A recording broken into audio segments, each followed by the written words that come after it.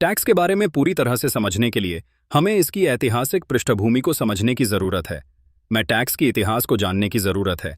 America में पहले कोई टैक्स नहीं लगता था। कभी कभी युद्ध का खर्च जुटाने के लिए कुछ समय के लिए टैक्स जरूर लगा करते थे। राजा या राष्ट्रपति मुंह से कह भर देता और हर आदमी उसकी कहीं बात मानकर अपना सहयोग देता था। दोस्तों, टैक्स का विचार लोकप्रिय किस लिए बना? क्योंकि शुरुआत में ज्यादातर लोगों ने यही माना या लोगों को बताया गया कि टैक्स अमीरों को सजा देने का और मध्यवर्ग तथा गरीबों को मदद देने का साधन है। इसी कारण जनता ने टैक्स कानून के समर्थन में वोट दिया और वैधानिक बन गया। हालांकि इसका मकसद अमीरों को दंड देना है, परंतु दरअसल यह उन्हीं लोगों को दंड देता है जिन्होंने इसका समर्थन किया था, यानी गरीब लोग और मध्य वर्ग। एक बार सरकार ने पैसे का स्वाद चख लिया तो उसकी भूख बढ़ती गई। जब मैं 10 साल का था तब से मैं अपनी अमीर डैडी से यह सुनता आया हूं कि सरकारी कर्मचारी आलसी चोरों का गिरोह है, और मेरे गरीब डैडी से मैं यह सुनता हूं कि अमीर लोग लालची और बदमाश होते हैं जिसे सरकार को ज्यादा टैक्स लेना चाहिए।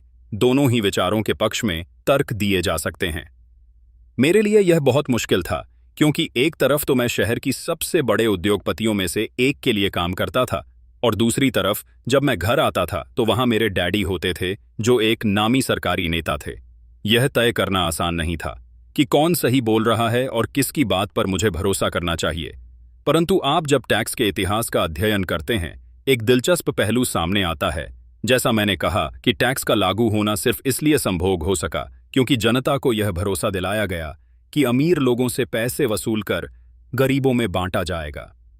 समस्या यह थी, सरकार की पैसे की भूख इतनी बढ़ गई कि जल्द ही मध्य वर्ग पर भी टैक्स लगाने की नौबत आ गई, और वहां से धीरे धीरे टैक्स का बोझ नीचे की तरफ आता गया।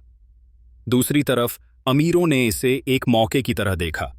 वे उन्हीं नियमों से नहीं खेलते हैं जिसे जनता खेलती है, जैसा मैंने बताया है।